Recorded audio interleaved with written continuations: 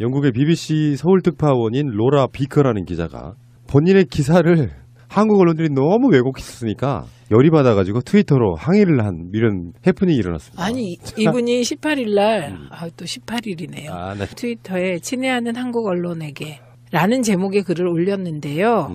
정말 이 내용이요. 부끄럽고 참담하기 짝이 없습니다. 지금 우리가 참여정부 때를 돌아가 보면 참여정부 때 외신을 인용해서 참여정부 흔들기가 엄청 심해서요. 그렇죠. 당시에 민원연 제가 사무총장 하면서 특별히 외신 모니터까지 했습니다. 우리 그 문재인 정부 초기 때 네. 연합뉴스 등이 트럼프의 말을 오역해서 일부러 네. 분위기 이상하게 조성하고 그랬죠. 예, 그런데 결정적인 차이가 있습니다. 참여정부와 문재인 정부는.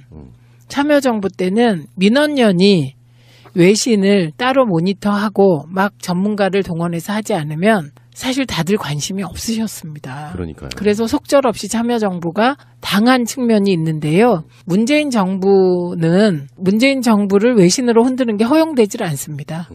왜냐면요, 우리 민주당과 관련해서도 디지털 소통위원회가 북미에도 있습니다. 그리고 북미민주포럼이라는 곳이 있는데요.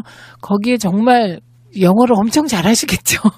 북미에 오래 사신 교포들이. 네, 그래서 기자보다 더 영어를 잘하시기 때문에 그 외신이 잘못 보도된 것을 그냥 그날 보시고 잘못된 거를 지적하세요. 그러면 그거를 또 우리의 정의로운 SNS 용사들께서 적절하게 또 잘 가공해서 퍼나르세요. 그러면 언론 보도가 바뀝니다. 비커 기자가 지난 10일에 기사를 하나 썼습니다. 그런데 제목이 트럼프와 북한의 대화. 21세기의 정치 도박입니다. 이런 기사가 나올 만큼 지금 북미 관계가 급 진전되고 있다는 얘기겠죠. 그런데 이분이 기사에서 문재인 대통령을 공산주의자라고 말한 적이 없다. 한 우익 역사가의 말을 인용했을 뿐이다 라고 설명을 했습니다. 나는 또 문 대통령을 두고 누군가 외교 천재라고 말한 것도 인용했다며 제발 내 기사를 공정하게 번역해 달라고 덧붙였습니다. 그러니까 얘기는 누군가가 문재인 대통령이 이번 일을 잘 풀지 않으면 공산주의자라고 낙인이 찍힐 것이다. 이렇게 말한 것을 인용했을 뿐이라는 거예요. 그러니까요. 그리고 외교 천재는 사실인데 이것도 뭐 인용했다 이런 얘기입니다.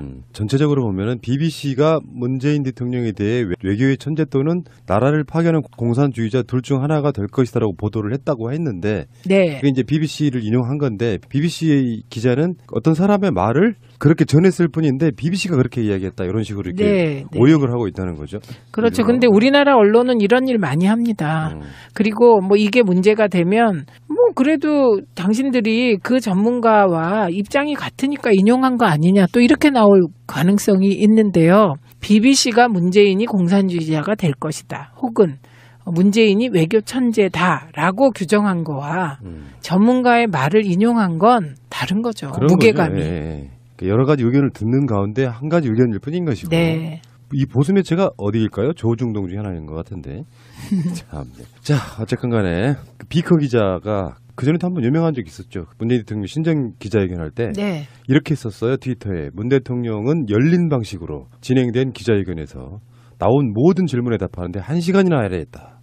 문 대통령은 언론을 상대로 자유롭게 이야기하는 것을 매우 중요하다고 생각한다. 뭐 이런 식의 일종의 문팬이 돼 있는 거죠. 그렇죠. 근데 이 외국 사람들은 말하는 방식이 되게 그렇죠. 우리하고 달라요. 맞아요. 네. 우리는 그냥 문 대통령은 언론 자유를 되게 중요하게 생각하나 봐. 뭐 이렇게 얘기를 하는데 여기는 생각한다고 말했다. 아주 객관적인 어투로 말을 해요. 알겠습니다. 자, 언론들 잘 좀 하십시오. 우리도 최근에도 그런 이야기를 여러 번 다뤘거든요. 왜냐하면 요즘에는 외신도 바로 똑같이 볼 수 있는 시대가 됐고 SNS 시대가 돼서 악의적으로 이거를 보도를 하게 되면 외신을 잘못 보도를 하게 되면 또 어떤 경우는요. 출처가 없는 경우도 있어요. 네. 사실 외신이 보도했다고 하는데 그 외신에 가보면 없어. 네. 이런 경우도 있어서 그 악의적인 사람들은 우리나라 언론에서 다 퇴출돼야 된다고 생각합니다. 자, 이명박 씨 지금 영장실질심사에 출석하지 않기로 했군요. 네. 근데 그 이유가 검찰에서 밝혔으니까 나는 영장실질심사에 안 나간다 이렇게 이야기를 했거든요. 네, 근데 그게 아니죠. 현직 판사의 말이 인용되고 있는데 네. 피의자가 영장심사를 포기하면 범행 자백인가는 의심이 든다는 거예요. 전략상 이것은 미스다. 미스인데요. 그 만약에 영장 실질 심사에 나가면 뭐 그러면 뭐 구속영장이 발부 안 될까요? 지금 그런 상황이 아닌 것 같아요. 똑같다. 네, 똑같은 상황이기 때문에 그 현직 판사가 말한 것도 과거에는 뭐 예가 있어요. 예를 들면 장호중, 정우현, 이영복, 정호성, 진경준 등 영장 심사 포기자는 예외 없이 구속되었다는 거잖아요. 근데 그게 그렇게 해석될 것 같아요. 영장 실질 심사에서 자기를 적극적으로 증거와 증언으로 옹호하는 거잖아요. 그 기회를 포기하기 때문에 그런 얘기를 할 수 있을 것 같은데 지금은 그 검토를 안 했겠습니까? MB가 했죠. 했는데 이래도 저래도 피할 길이 없고요. 특히 지난번에 검찰 수사 과정에서 딱 두 가지 빼고는 다 부인하지 않았습니까? 혐의를 67억하고 그 1억하고. 네, 예. 10만 달러. 네, 그러다 보니 이리 가나 저리 가나 저는 구속은 피할 길 없는 상황이다. 이렇게 보이는데요. 어쨌건 이명박 씨는 영장 심사를 포기했다. 뭐 이런 거고. 그래도 나가는 게 낫지 않겠냐. 뭐 이렇게 말씀하시는 분이 있고 사실은 그게 맞잖아요. 네. 귀찮다 이거지 뭐. 나가나 안 나가나 구속인데 뭐 테니스는 하루 더 치지 뭐 이런 건가요? 네, 똑같고요. 그리고 영장 실질 심사를 포기하는 그 속내는 이명박 MB 쪽에서 내건 그 문건 있잖아요. 발표문 거기에 그대로 나와 있습니다. 이거 정치 재판이고 짜맞추기 수사고 그러니까. 예, 애초에 이명박 죽이기고 그렇기 때문에 법정에서 진실을 가리겠다. 예. 그래서 이 법정에서 진실을 가리겠다 이 말을 왜 했을까를 생각해 보면 이명박 씨가 지금 이렇게 영장 실질 심사를 포기한 배경에는 혹시나 영장 실질 심사를 안 나가면 결국에는 법원이 내린 판결대로 구속해라고 하면 이명박 씨가 이제 구속돼서 구치소로 가는 상황이 올 거 아니에요. 네. 근데 만약 이명박 씨가 안 나가면 어떻게 되죠? 아, 구속영장에는 체포 내용이 들어가니까요. 네, 그래서 그 혹시 지난번에 정봉주 의원 들어갈 때 26일까지 들어와라 어디로 이렇게 적시했었잖아요. 네, 그런 식으로 할 그렇게 것 하겠네요. 같은데요. 네, 근데 네. 그때 안 들어오면 체포할 수 있는 거죠. 그렇죠. 예, 그래서 그때 26일이어가지고 그게 12월 26일이었잖아요. 그래서 크리스마스가 25일이라 예, 지나고 와라 뭐 이런 게 아니냐 그런 얘기를 우리가 한 적이 있었죠. 완강히 저항하다가 체포당했으면 좋겠어요. 심리적인 감정은 그렇습니다. 본인들은 논리를 만들다 보면 나중에는 확신범이 돼요. 거짓말이 확신범이 된다고. 심리학적으로 네. 그렇다면서요. 그러면 억울하다는 감정이 생기면 국민들이 내 마음 알아줄 거야라는 생각으로 버티는 일종의 이제 정치 게임을 시작하는 뭐 이런 게 되지 않을까. 딱 그러다가 바로 체포된 사람이 전두환이었죠. 네. 그리고 박근혜는 실질 심사 받으러 나갔었죠. 그런데 그때 오히려 한 번 더 말하자면 경상도 말로 욕받다 그러잖아요. 네. 한 번 더 욕을 본 듯한 그런 정서였다는 거 아닙니까? 그러니까 그거에 대한 반면교사로 MB는 안 나간다 이렇게 한 거죠. 하나만한 개고생이다. 자, 알겠습니다. 자, 어쨌든 검찰에서 지금 이명박 구속영장을 청구한 이후에 나온 여러 가지 그 이야기들 중에 핵심 중에 이런 게 있어요. 이야기 들어보니까 법무부 장관하고 검찰총장하고 이제 검찰총장이 법무부 장관한테 구속해야 되겠는데요. 이런 식의 네. 의견을 전달할 때 박상기 법무부 장관은 구속 안 하는 방법이 없냐 이런 이야기가 나왔었다 그래요. 그러니까 네. 이건 이제 박상기 장관이 구속을 반대한다 이런 개념이 아니고 구속과 구속되지 않는 어떤 경우의 수를 묻는 이런 질문인 것 같은데 네.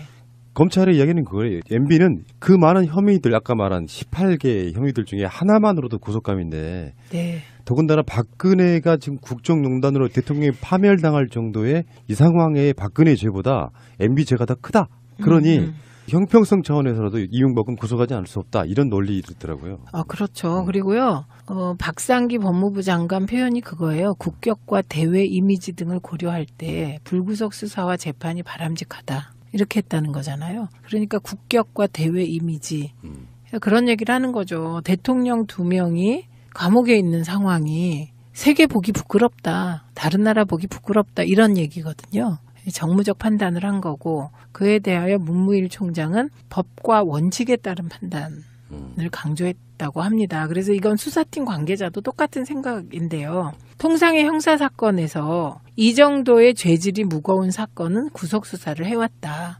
그리고 지금 소위 공범이라고 할 수 있는 MB의 측근들이 다수가 구속되어 있잖아요. 그렇죠. 예, 그런데 범행 최종 지시자에게 더 큰 책임을 묻는 것이 우리 형사 시스템의 원칙이다. 이런 얘기를 하고 있는데 제가 요즘 정무적인 판단이나 이제 그 지방선거의 이 MB 구속 여부가 어떻게 작용할까를 많이 묻고 사람들이 답을 하는 걸 들으면서 이런 생각을 했어요. 정당이나 정치권이 그 어떤 큰 정치적 사건을 법과 원칙에 따라 해결하는 것을 두고 정무적으로 법과 원칙 외에 이래라 저래라 하는 건 이제 끝내자. 그리고 법과 원칙에 따라서 판단을 하고 나면 그게 어떤 정당에게 유리하건 불리하건 사후에 수습하고 책임질 거 있으면 지는 게 정당이다. 이런 생각이 들더라고요. 그래서 정무적 판단을 법과 원칙보다 우선시한다거나 권력과 지위를 남용하여 정무적 판단의 이름으로 법과 원칙을 지키려는 사람들을 압박한다거나 이게 권력 남용이더라고요. 그렇죠. 네, 이런 일이 없었으면 좋겠다. 그런 생각이 들었어요. 이명박 씨가 검찰 출석할 때 했던 뭐 그 마지막 끝말과도 사실 유관한데 이명박 씨는 사실 그런 말할 자격이 없는 거죠. 네. 제목 하나만으로도 구속감인데 18가지라고 하셨는데 분류하기로는 20가지가 넘기도 하고요. 네. 검찰이 이거를 몇 가지 제목이라고 이야기해 준 적이 없어요. 언론에 네. 지금 발표된 것만 그렇고. 이명박이 검찰 출석해서 조사받은 것 중에서도 언론에 지금까지 안 나왔던 얘기가 있고요. 네. 지금 법원에 가서 영장실질심사를 받을 때도 검찰이 또 새로운 사실을 추가할 수 있다니까 이거는 일종의 범죄의 화수분 같은 분이세요. 계속 끄집어내면 계속 나오는 그런 분. 기억하세요? 박근혜 국정농단 수사할 때 검찰 내에서 나왔던 말이 어떻게 나라가 이 지경이 됐는지 모르겠다. 그래서 그 수사 검사들이 한탄했다는. 지금도 비슷한 상황인 것 같습니다. 맞습니다. 예, 검찰 간부가 하는 얘기가 이게 정말 한 나라의 대통령을 지낸 사람이 저지른 범죄가 맞는지 믿기지 않을 정도다. 그 중에요. 그 스님한테 예. 능인선원 주지스님한테 3억 원 받은 거 있잖아요. 예. 그 앞에 보면 얘기 나오는 게 뭐가 있냐면 기독교계에서도 다 냈으니까 요 표현이 있어요. 아이고. 그 부분을 파야죠. 그래서 검찰이 얘기한 영장에 들어가지 않고 혹시 언론에도 나가지 않았는데 새로운 사실들은 그 기독교와 관련된 것일 수도 있습니다. 이미 그 캠프 관계자 그렇게 얘기했다는 거거든요. 기독교는 다 냈으니까 불교도 내, 걷어. 뭐 이런 식이었잖아요, 분위기가. 그리고 또 하나 또 더 실망스러운 건 예전에 온로비 사건이라 그래갖고 나라를 뒤흔든 사건이 있어요. 있었죠. 언론에 의해서 그 대기업 회장 일가의 외화 밀반출 사건이 온로비 사건으로 화해서 사람들은 대기업의 원화 해외 밀반출 사건은 까먹은. 그렇죠. 그거는 의제를 A에서 B로 바꾼 전형적인 의제 물타기의 전형인데요. 이번에도 그런 게 있더라고요. 이팔성의 패션 로비. MB한테는요, 뭐 양복 4벌인가 5벌. MB 사이들한테도 고가의 양복. 김윤영 여사한테는 그 명품 가방을 주면서 거기에 이제 돈 넣어주고 이런 게 2차례 정도 있었다는 거예요. 그러니까 이쯤 되고 보면 진짜 일선 검사들 입에서 그런 말이 나올 것 같아요. 이게 일국의 한 나라의 대통령을 지낸 사람이 저지른 범죄가 맞는지 믿기지 않을 정도다. 이런 얘기가 나올 만한 상황 같아요. 그러니까 이명박은 박근혜하고 경선할 때 너무 치열해가지고 네. 거기서 쏟아낸 말들 중에 이제 나는 그러한 삶을 살아오지 않았다 이런 식으로 자기에 대해서 이야기하잖아요. 네. 뭐 BBK가 어떻다고요? 뭐 도곡동 땅이 어떻다고요? 막 이렇게 하는 이야기들을 다 들어보면 본인 스스로는 거짓말하고 있으면서도 그 거짓말을 너무 당당하게 상대방이 당신이 거짓말이지 이렇게 이야기하면 더 찔리니까 전형적인 그런 사람들이 있어요. 그 남편들 이야기를 잠깐만 해보면은 당신 비자금 있지, 뭐 딴 여자 만났지, 뭐 이런 식으로 이렇게 뭔가 추궁이 들어오잖아요. 그러면 네. 잘못한 사람이 더 화를 내요. 근데 그게 오랜 시간 동안 거치다 보면서 대통령이 되면 나는 무엇이든지 할 수 있어라는 그 인식이 머릿속에 박혀 있는 사람이에요. 네. 정말로 이 사람은 도덕이라는 것 자체의 개념이 머릿속에 없는 상태로 대통령이 되면 뭐 받을 수 있는 거지라고 자기를 합리화시키면서 계속 받아들인 것 같은 느낌. 그렇죠. 당선 축하금도 뇌물인데 당선 축하금이 DJ하고 노무현 대통령 때는 아예 없어졌다고 하더라고요. 네. 받는 것 자체가 불법이라는 걸 너무 잘 알았기 때문에 그게 없어질 줄 알았는데 그것을 10년 만에 다시 부활시켜버린. 거절했다는 말이 없잖아요. 그러니까 대통령이란 권력 있잖아요. 그 권한이 5년간 국민이 위임한 권한이라는 거. 이게 대의제 민주주의의 기초잖아요. 권력 위임된 권한의 행사. 그래서 이게 공적인 권력인데 이 공적인 권력을 사적 사익 추구에 쓴 거잖아요. 그러니까 애초에 민주주의에 대한 인식도 없고요. 공익에 대한 생각이 없었다고 봐야죠. 그렇습니다. 비즈니스 하듯이 주고받고. 아까 좀 전에 조금 말씀하셨는데 이명박 측에서 이명박이라고 안 쓰고요. 소심하게 17대 대통령 비서실 명의로 입장문이 나왔는데 오늘 영장 청구는 문재인 정권 출범 이후에 지난 10개월 동안 정치검찰을 비롯한 국가 권력이 총동원되어 진행된 이명박 죽이기로 이미 예상되었던 수순이다. 이명박 죽이기니까 이제 사형시켜야겠네요. 검찰이 더 쉬운 혐의를 인정할 수 없다. 법정에서 진실을 밝히는데 최선을 다하겠다. 뻔한 답이긴 하지만 법정 공방을 하겠다는 이 부분이 함정이 될 수도 있다고 생각합니다. 왜냐하면 법으로 법리를 다툴 때 다스 소유 문제 있잖아요. 그건 형식적 법논리로 따지면 복잡해질 수 있는 요소들이 있는 거잖아요. 그래서 이 법정에서 진실을 밝히는데 최선을 다하겠다. 이 부분이 지리한 법정 공방을 예상하는 건가? 이런 생각도 듭니다. 이명박 씨가 자기 측근들한테 그랬대요. 2년 후에 봅시다. 이렇게 이야기했다는 거예요. 그러니까 2년 후라는 게 무슨 소리까? 일반적으로 사면 이런 생각을 하는 사람도 있던데 그게 아니고 최종 심까지 끝나는데 걸리는 시간. 이렇게 한번 예상해 보거든요. 2년 후에 자기 무죄 받아 나오겠다 이런. 근데 무죄는 어려울 것 같아요. 그런데 2년 후에 다스의 실소유주가 되면 돈은 생기는 건가요? 그리하여 검찰이 우리가 수개월 동안 질문했던 최근에 다스는 누구 겁니까라고 물었던 질문에 아예 영장 청구서에 다스는 이명박 씨 거다라고 아예 명확하게 적시를 했다라고. 네. 법적으로 확정 판결이 나와도 그렇지만 이제 검찰이 10여 년 만에 입장을 완전히 바꾼 상황이 된 거잖아요. 그러네요. 네. 그때 특검까지 해가면서 다스는 이명박의 것이 아니다라고 이야기를 했었는데 공식 문서를 통해 10년 만에 다스는 이명박 겁니다라고 얘기를 했습니다. 예, 그래서 이게 기준까지 제시했습니다. 이게 중요한데요. 그러니까 첫 번째가 자금 조달, 두 번째가 의사결정, 그 다음에 설립 후 회사 운영에서의 주요 결정. 요 세 가지 기준입니다. 그러니까 돈을 누가 댔느냐, 돈을 내고 나서 사장 누구 해, 뭐 해, 이렇게 인사나 뭐 방향 뭐 이런 거 결정하는 거 누가 했느냐. 그 다음에 회사 운영 과정에서 또 여러 가지 판단이 필요한데 그 주요 결정을 누가 해왔냐. 그런데 이명박 대통령이 다 했다. 이렇게 검찰이 본다는 거죠. 그게 있었다 그러더만요. 영포 빌딩에서 나온 청와대 문건들 있잖아요. 네. 여기에 보면은 이명박이 퇴임 후에 다스를 본인 걸로 가져오는 작업을 하려고 했었다는 거예요. 근데 그게 마음껏 제대로 안 된 거죠. 그리고 실제로 영포 빌딩에서 나온 문건들이 전부 다 스모킹건이에요. 네. 거기서 나오는 자료들이 사실상은 이명박이 갖고 있는 범죄를 자기 스스로 다 모아준 꼴이 되는. 그러네요. 그러니까 그 좀 아까 얘기한 소위 그 다스 지분 있잖아요. 그 이상은 회장의 47.26%, 김재정 씨 부인 권영미 씨의 23.6%, 청계재단 5.03%, 이전 대통령 후원 회장 출신인 김창대 씨 4.2%. 이게 전부 이제 이전 대통령의 차명 지분이라고 검찰이 보고 있는데 좀 아까 말씀하신 창고에서 나온 문건의 제목이 PPP네요. 포스트 프레지던트 플랜. 퇴임 이후의 계획 이런 계획이네요. 거죠. 그래서 거기에 보면 이전 대통령 퇴임 이후 다스 차명 지분을 회수하는 등 재원을 마련하는 방안 등이 잠겨 있다.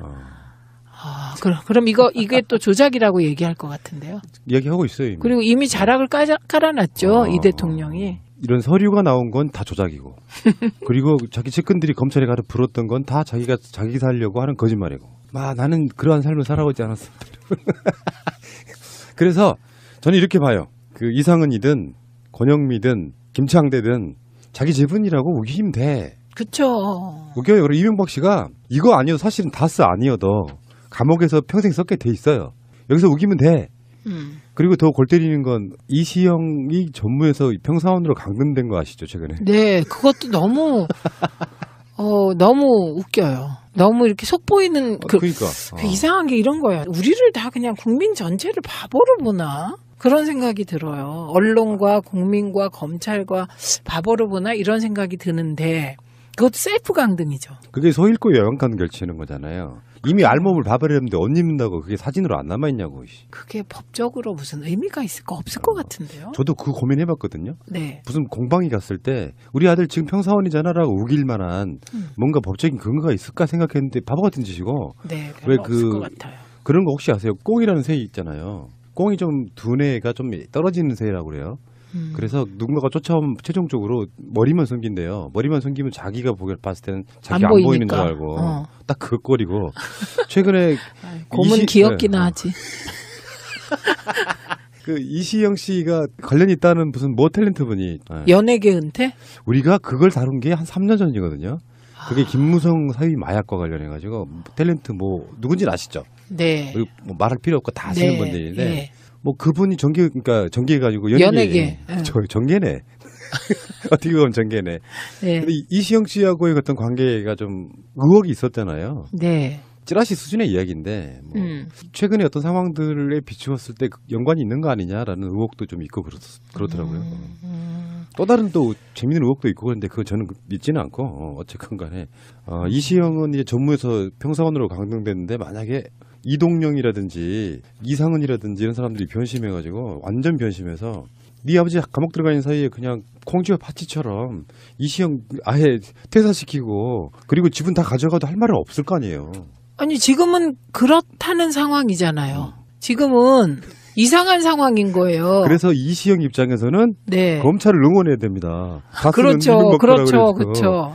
자기한테 재산이 오려면 이시영은 검찰이 다스간 이명박과라는 것을 증명해줘야 되는 상황까지 온 거예요. 그렇죠. 그래서 2008년에 강남에서 그런 소문이 돌았다는 거잖아요. 김재정 아들 주변으로 사람이 모이면서 논았다 이렇게. 그때 특검이 다스의 실소유주가 이명박이 아니다 이렇게 발표를 해버리니까 그럼 누구야? 김재정이네 뭐 이렇게. 2007년까지 네. 그 대선이 이제 한참 대선전 하던 때 아닙니까? 2007년까지 이 10년 동안 이 김윤옥 씨가 이제 다스의 법인카드 쓴 거 아니에요. 네. 근데 이게 법적으로 또는 그 정치적으로 문제가 되니까 카드 쓰지 마 해서 딱 그 상황에서 멈춘 거거든요. 그러니까 서울시장 되고 대통령 되고까지가 다스를 차명으로 갖고 있어야 할 만한 이유가 있었던 거고. 그건 뭐 대충 다 아는 상황이고. 대통령 임기가 끝나면 박근혜 때 자기 걸로 돌리려는 계획. 근데 그냥은 못 돌리잖아요. 뭐 여러 가지 뭐 납세라든지 여러 가지 문제가 있을 테니까. 그렇게 계획을 다 세워놨는데 박근혜 때 그걸 못한 거죠. 박근혜와의 사이에서 또 하나의 책이 잡힐까 봐. 어차피 사정당국에서는 다 그게 눈에 보일 거 아닙니까? 네. 어쩌다 보니까 그냥 시기를 놓쳐버린 게 아닌가 싶어요. 이런 설정이 가능하죠. 만약에 그때 이명박 MB가 무리하게 다스 지분을 진짜 실소유주로 법적 절차를 마무리하려고 했다면 그게 박근혜한테 꼬투리를 잡혔을 거 아닙니까? 만약에 그랬다면 그럼 박근혜는 자기가 살아나기 위한 방법으로 어떻게 보면 박근혜와 주진우가 손잡는 기이한 상황이 벌어졌을 수도 있는 거죠. 자, 어쨌든 영포 빌딩은 박근혜 정권까지는 별 문제 없이 한 5년까지 4년 정도 보관을 해온 거거든요. 네, 거기에 자료를. 네. 노무현 대통령 괴롭히던 바로 국가기록물들 아니에요, 그게. 네. 창고에 몇 년 동안 박아두고 있으면은 그 자료에 대한 또 딱히 그렇게 옮길 만한 공간도 확보하기는 힘들었을 거라고 봐요. 계속 그 취재하고 이러는 것들 때문에. 네. 그래서 그거 옮기지 못하고 설마 이걸 누가 털어가? 하고 있는데 그냥 측근 중에 누군가가 가서 검찰에서 불어버린 거죠. 네. 영포 빌딩 지하에 털이 다 있다. 그래서 영포 빌딩 지하가 털리는 상황은 전혀 예측하지 못한 것 같아요. 문제는 계속 나올 거예요, 아마. 이명박이 구속이 되는 순간 우리가 전혀 몰랐던 뭐 이런 것까지 했어 싶은 것들이 나올 텐데 거기서 받은 돈들은 다 어디로 갔냐 이거예요. 그걸 뭐 현찰로 다 썼을 것 같지는 않고 일부는 쓰고 가장 많이 썼다는 게 이제 기자들한테 한 달에 보통 한 달에 4,500만 4천만 원. 그렇게 술 샀다 그러는데 그 현찰들을 받은 거는 어딘가에 묻혀 있지 않겠느냐. 그러면 저 산을 파고 거기에 현찰로 막 비닐로 넣어서 묶어놓고 그랬을까요? 아니면 금고? 집 금고. 집이나 영포 빌딩 지하를 또 파가지고 보관하고 있지 않겠느냐. 근데 그게 삽으로 다시 파내는 그런 정도가 아니고 문이 있을 거예요. 그 돈을 영화에서. 꺼냈어야 되니까. 영화 보면 지하로 막 가면 버튼을 딱 누르면 문이 쫙 열려요. 그럼 거기에 금부치들이 막 있고 또 문을 열고 들어가면 달러부터 현금이 쫙 그런 거요? 이명박 집을 압수수색할 수 있을 거라고 저는 보거든요. 검찰이. 일단 구속이 되고 나면. 네. 그렇잖아요. 범죄 원상일 텐데. 네. 이제 거기에 대비해서 또 얼만큼 꼼꼼히 숨겼느냐일 테고 분명히 숨겨봤자 네. 어디다 숨기겠어요 이제. 지금 10개월 동안 검찰 수사가 자기한테 다가오고 있었는데 숨길 수 있는 건 숨겼겠죠. 그런데 어쨌든 집안에 숨기지 그 돈을 갖고 나가면 CCTV 다 찍히고 어쨌든 지난 10개월 이렇게 들여다보고 있고 어떤 기자가 어디서 취재할지 모르잖아요. 그러니까요. 불안해서. 조금씩 옮겼을까요?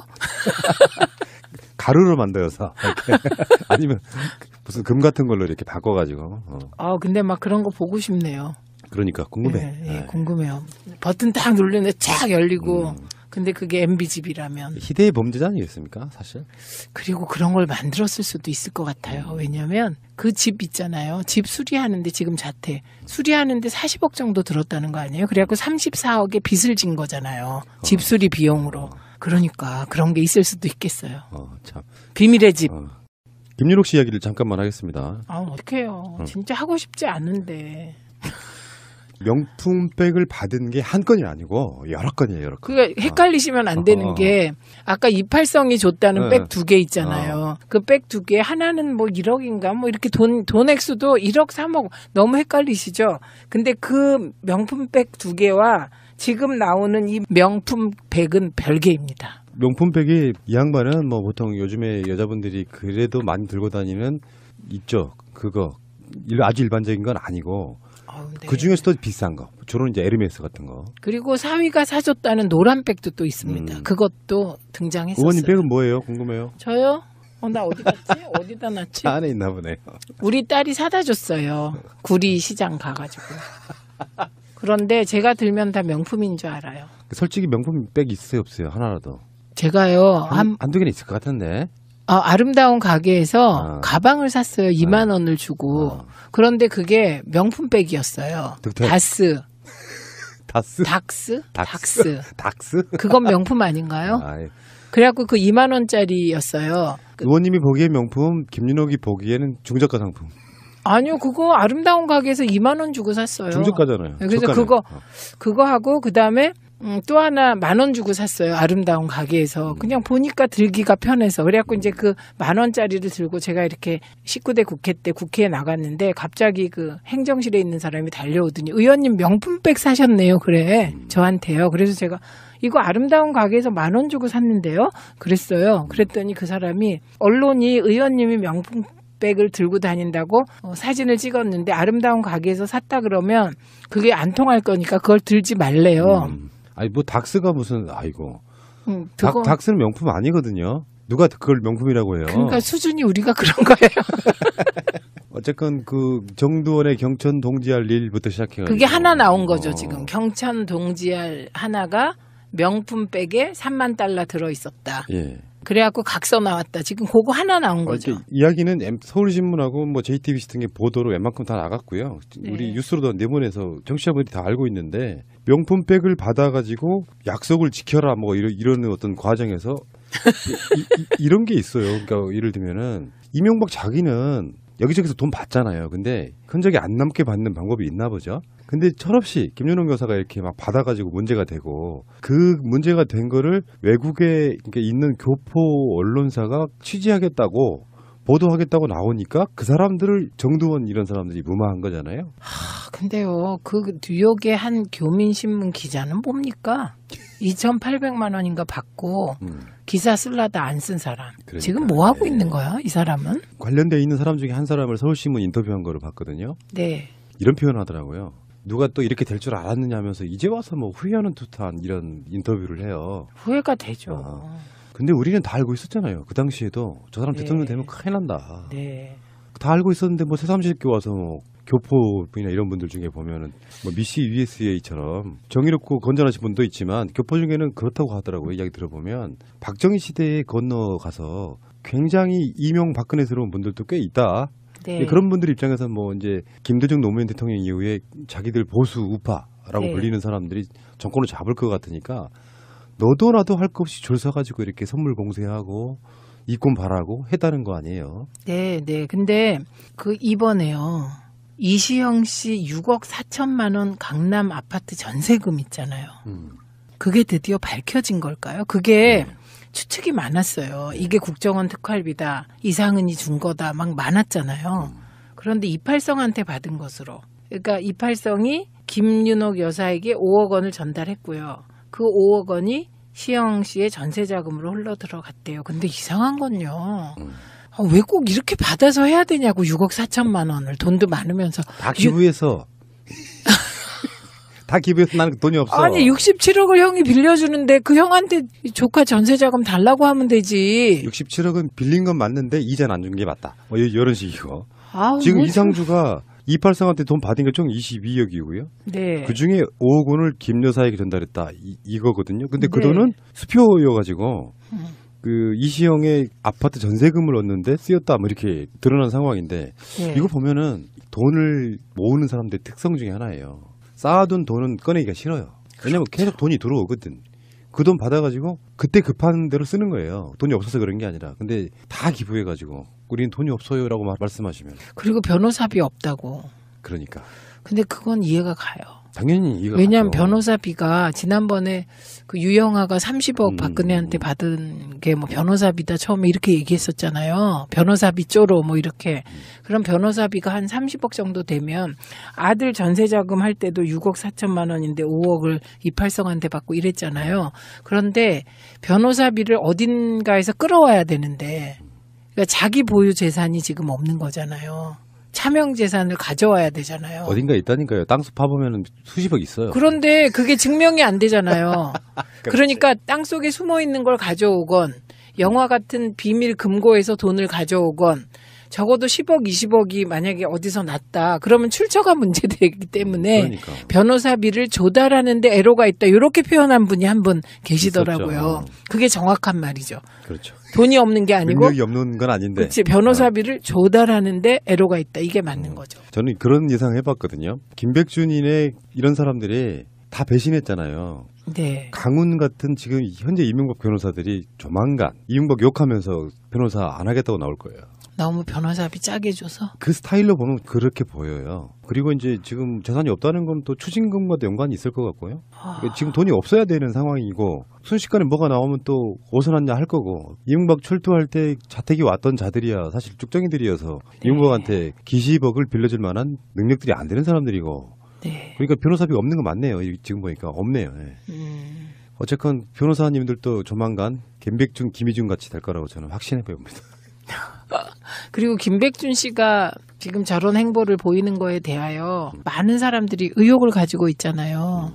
근데 그게 김희중 전 부속실장과 비슷한 이유랍니다. 퇴임하고 정말 안 챙겼대요, 사람들을. 이해하기가 어렵죠. 성격이 그래요. 왜 그건 낙검수의 유명한 말 있잖아요. 개고기를 먹는데 자기 것만 시켜 먹더라. 우리 의원님은 수행 이주영 실장하고 음식을 똑같이 먹잖아요. 돈이 없으니까 똑같이.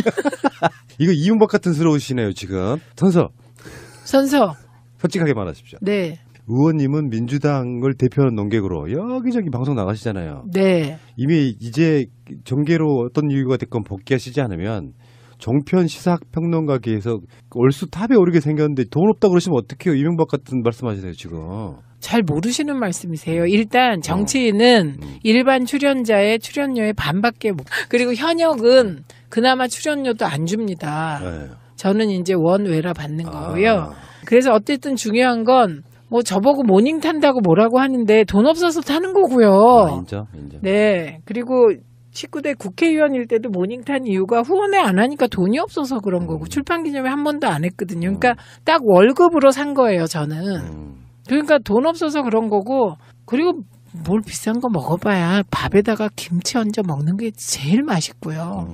예, 우리는 그런 거 없죠. 이주영 실장뿐만 아니라 뭐 모두가 같이 먹죠. 같은 내용을. 웃기려고 말씀드렸는데 또. 너무 진지하게 받았죠. 아니 왜냐면은 배고파서 그런 거. 돈을 벌어야 되는 이유가 있어야 되잖아요. 오히려 저는 요새 이해하게 된 거는 사법고시 보고 싶어요. 저도요. 그렇게 바뀌었어요 요새. 재판을 한 2년 받다 보니 나 판검사 되고 싶어요. 늦었어요. 제발. 연령 제한 있죠. 그리고 이제 로스쿨도 나이 제한 있나요? 최민희 의원 모 노스쿨 지원하다 뭐 이런 식으로. 그리고 떨어졌다 그러면 너무 창피하겠죠. 네. 알겠고요. 그런데 이제 이게 백이 이제 여러 군데서 여러 가지로 등장하니까 어떤 경우는 그 백 안에 돈이 있었네 없었네 이런 공방도 있고요. 이제 보도는 그러니까 이게 지금 갈 땐 있었는데 올 때 없었던 거죠. 기자들도 헷갈리는 부분이 있어요. 그래서 이명박이 그렇게 돈 긁어모을 그 시점에 김윤옥 씨한테 백 하나가 오면 그게 선물로 보이겠어요? 백을 가득 채워줘야지 뭔가로. 그 3억 사건 있잖아요. 그것도 돌려줄 때 보니까 빈 백이었다잖아요. 그러니까 갈 때는 돈이 들어있을 수도 있는 거죠. 그러니까 진실을 다투어야 되는 사안이죠. 근데요, 이명박 박근혜 효과가 있어요. 1억 원 네. 정도는 돈 같지가 돈 같지가 않죠. 않죠. 그냥 아이고 검소하신 분이네 이런 느낌 들어요. 그리고요. 이거 보면 한편으로 참 어떤 면에선 막 그 대통령이란 자리가 돈 나오는 또드락방망이 같지 않아요? 돈 나와라 뚝딱 하면 명품백이 딱 들어와서 열어보면 안에 1억이 들고 또 돈 나와라 뚝딱 하면 명품백이 들어와서 거기에 또 3억이 들고 돈이 있으면요 어떤 상황이 되냐면 쓰고 싶어져요. 그러면 돈을 더 벌어야 되고 갖고 싶은 것도 많아지고 갖고 싶었는데 막상 사보니까 마음에 안 들어서 또 안 쓰고 냅두고 그러면서 계속 낭비 사치하게 되거든요. 아, 그래서 아름다운 가게가 되는구나. 근데 지금 45억을 지금 MB가 그 뇌물 받은 거 밝혀진 것만 110억이고요. 가방 하나에 3억, 1억 막 이러니까 45억도 뭐 별거 아닌 것 같은데요. 그게 돈이에요. 그렇죠. 다스가요. 규모가 거의 10조 원짜리 회사예요. 네. 연 매출이 2조라며. 네, 이시영은 지금 검찰을 열심히 응원하고 있습니다. 네. 아버지는 평생 감옥에 썩으실 겁니다. 자, 알겠습니다. 들어와라 어디로 이렇게 적시했었잖아요. 네. 그런 식으로 할 그렇게 것 하겠네요. 같은데요. 네, 근데 네. 그때 안 들어오면 체포할 수 있는 거죠. 그렇죠. 예, 그래서 26일이어가지고 그게 12월 26일이었잖아요. 그래서 크리스마스가 25일이라 지나고 와라 뭐 이런 게 아니냐 그런 얘기를 우리가 한 적이 있었죠. 완강히 저항하다가 체포당했으면 좋겠어요. 심리적인 감정은 그렇습니다. 본인들은 논리를 만들다 보면 나중에는 확신범이 돼요. 거짓말이 확신범이 된다고. 심리학적으로 네. 그렇다면서요. 그러면 억울하다는 감정이 생기면 국민들이 내 마음 알아줄 거야라는 생각으로 버티는 일종의 이제 정치 게임을 시작하는 뭐 이런 게 되지 않을까. 딱 그러다가 바로 체포된 사람이 전두환이었죠. 네. 그리고 박근혜는 실질 심사 받으러 나갔었죠. 그런데 그때 오히려 한 번 더 말하자면 경상도 말로 욕받다 그러잖아요. 네. 한 번 더 욕을 본 듯한 그런 정서였다는 거 아닙니까? 그러니까 그거에 대한 반면교사로 MB는 안 나간다 이렇게 한 거죠. 하나만한 개고생이다. 자, 알겠습니다. 자, 어쨌든 검찰에서 지금 이명박 구속영장을 청구한 이후에 나온 여러 가지 그 이야기들 중에 핵심 중에 이런 게 있어요. 이야기 들어보니까 법무부 장관하고 검찰총장하고 이제 검찰총장이 법무부 장관한테 구속해야 되겠는데요. 이런 식의 네. 의견을 전달할 때 박상기 법무부 장관은 구속 안 하는 방법이 없냐 이런 이야기가 나왔었다 그래요. 그러니까 네. 이건 이제 박상기 장관이 구속을 반대한다 이런 개념이 아니고 구속과 구속되지 않는 어떤 경우의 수를 묻는 이런 질문인 것 같은데 네. 검찰의 이야기는 그거예요. MB는 그 많은 혐의들 아까 말한 18개의 혐의들 중에 하나만으로도 구속감인데 네. 더군다나 박근혜가 지금 국정농단으로 대통령이 파멸당할 정도의 이 상황의 박근혜 죄보다 MB 죄가 더 크다. 그러니 형평성 차원에서라도 이명박은 구속하지 않을 수 없다. 이런 논리더라고요. 아, 그렇죠. 그리고요, 박상기 법무부 장관 표현이 그거예요. 국격과 대외 이미지 등을 고려할 때 불구속 수사와 재판이 바람직하다. 이렇게 했다는 거잖아요. 그러니까 국격과 대외 이미지.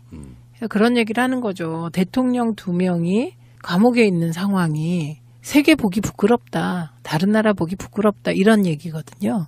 정무적 판단을 한 거고 그에 대하여 문무일 총장은 법과 원칙에 따른 판단을 강조. 실질 심사에 안 나간다 이렇게 이야기를 했거든요. 네, 근데 그게 아니죠. 현직 판사의 말이 인용되고 있는데 네, 피의자가 영장 심사를 포기하면 범행 자백인가는 의심이 든다는 거예요. 전략상 이것은 미스다. 미스인데요. 그 만약에 영장 실질 심사에 나가면 뭐 그러면 뭐 구속영장이 발부 안 될까요? 지금 그런 상황이 아닌 것 같아요. 똑같다. 네, 똑같은 상황이기 때문에 그 현직 판사가 말한 것도 과거에는 뭐 예가 있어요. 예를 들면 장호중, 정우현, 이영복, 정호성, 진경준 등 영장 심사 포기자는 예외 없이 구속되었다는 거잖아요. 근데 그게 그렇게 해석될 것 같아요. 영장 실질 심사에서 자기를 적극적으로 증거와 증언으로 옹호하는 거잖아요. 그 기회를 포기하기 때문에 그런 얘기를 할 수 있을 것 같은데 지금은 그 검토를 안 했겠습니까? MB가 했죠. 했는데 이래도 저래도 피할 길이 없고요. 특히 지난번에 검찰 수사 과정에서 딱 2가지 빼고는 다 부인하지 않았습니까? 혐의를. 67억하고 그 1억하고. 네, 예. 10만 달러. 네, 그러다 보니 이리 가나 저리 가나 저는 구속은 피할 길 없는 상황이다. 이렇게 보이는데요. 어쨌건 이명박 씨는 영장 심사를 포기했다. 뭐 이런 거고. 그래도 나가는 게 낫지 않겠냐. 뭐 이렇게 말씀하시는 분이 있고 사실은 그게 맞잖아요. 네. 귀찮다 이거지 뭐. 나가나 안 나가나 구속인데 뭐 테니스는 하루 더 치지 뭐 이런 건가요? 네, 똑같고요. 그리고 영장 실질 심사를 포기하는 그 속내는 이명박 MB 쪽에서 내건 그 문건 있잖아요. 발표문 거기에 그대로 나와 있습니다. 이거 정치 재판이고 짜맞추기 수사고 그러니까요. 예, 애초에 이명박 죽이기고 그렇기 때문에 법정에서 진실을 가리겠다. 예. 그래서 이 법정에서 진실을 가리겠다 이 말을 왜 했을까를 생각해 보면 이명박 씨가 지금 이렇게 영장 실질 심사를 포기한 배경에는 혹시나 영장 실질 심사를 안 나가면 결국에는 법원이 내린 판결대로 구속해라고 하면 이명박 씨가 이제 구속돼서 구치소로 가는 상황이 올 거 아니에요. 네. 근데 만약 이명박 씨가 안 나가면 어떻게 되죠?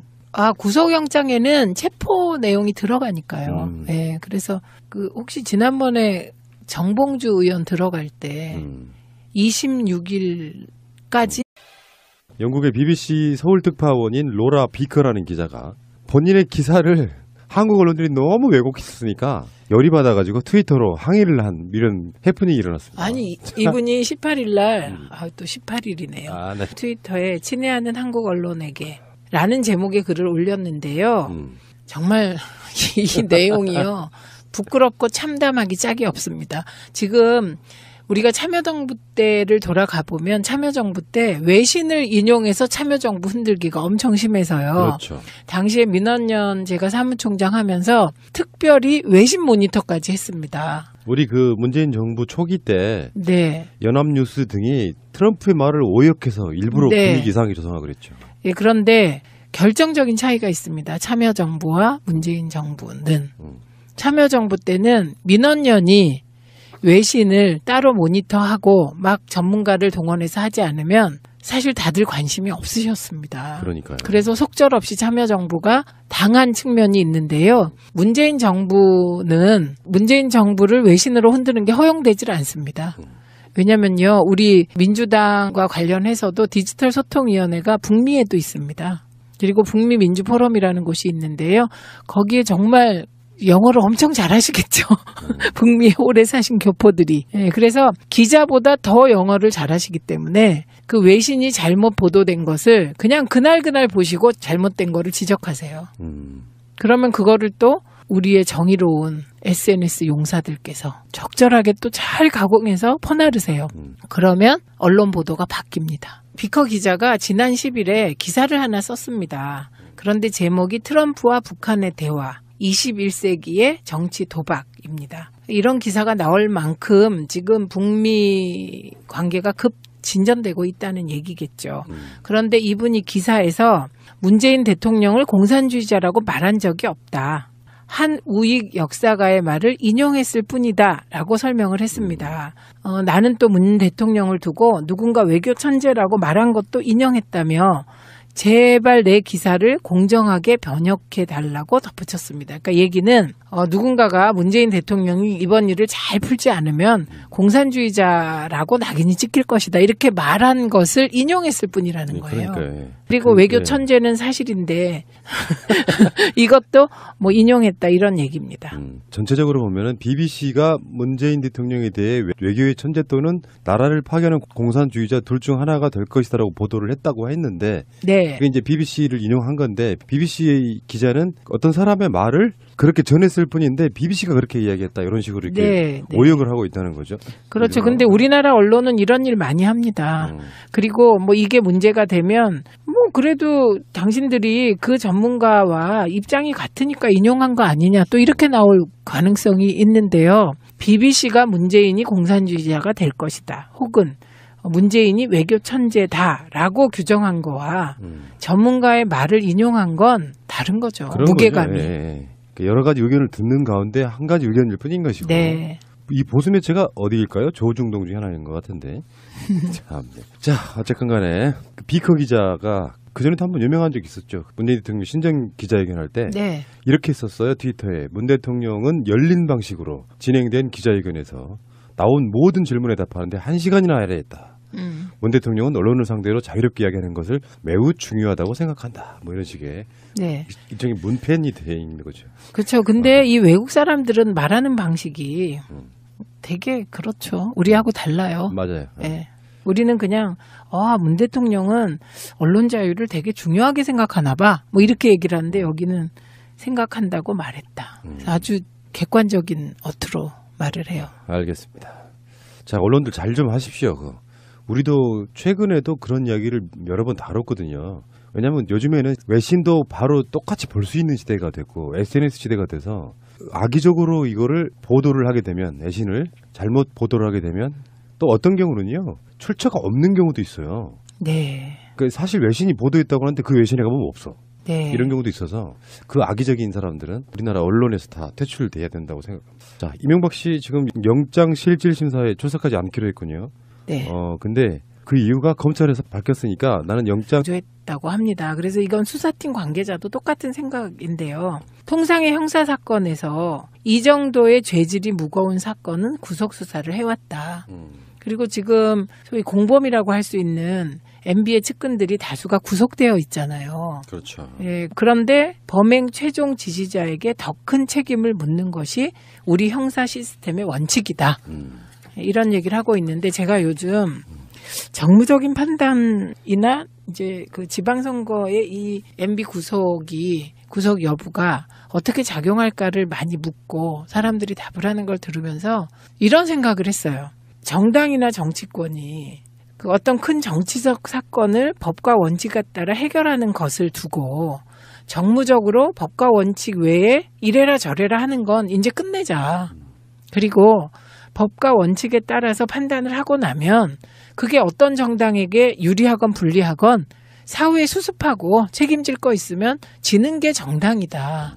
이런 생각이 들더라고요. 그래서 정무적 판단을 법과 원칙보다 우선시한다거나 권력과 지위를 남용하여 정무적 판단의 이름으로 법과 원칙을 지키려는 사람들을 압박한다거나 이게 권력 남용이더라고요. 그렇죠. 이런 일이 없었으면 좋겠다. 그런 생각이 들었어요. 이명박 씨가 검찰 출석할 때 했던 뭐 그 마지막 끝말과도 사실 유관한데 이명박 씨는 사실 그런 말할 자격이 없는 거죠. 네. 제목 하나만으로도 구속감인데 18가지라고 하셨는데 분류하기로는 20가지 넘기도 하고요. 네. 검찰이 이거를 몇 가지 제목이라고 이야기해 준 적이 없어요. 언론에 네. 지금 발표된 것만 그렇고. 이명박이 검찰 출석해서 조사받은 것 중에서도 언론에 지금까지 안 나왔던 얘기가 있고요. 네. 지금 법원에 가서 영장실질심사를 받을 때도 검찰이 또 새로운 사실을 추가할 수 있다니까 이거는 일종의 범죄의 화수분 같은 분이세요. 계속 끄집어내면 계속 나오는 그런 분. 기억하세요? 박근혜 국정농단 수사할 때 검찰 내에서 나왔던 말이 어떻게 나라가 이 지경이 됐는지 모르겠다. 그래서 그 수사 검사들이 한탄했다는. 지금도 비슷한 상황인 것 같습니다. 맞습니다. 예, 검찰 간부가 하는 얘기가 이게 정말 한 나라의 대통령을 지낸 사람이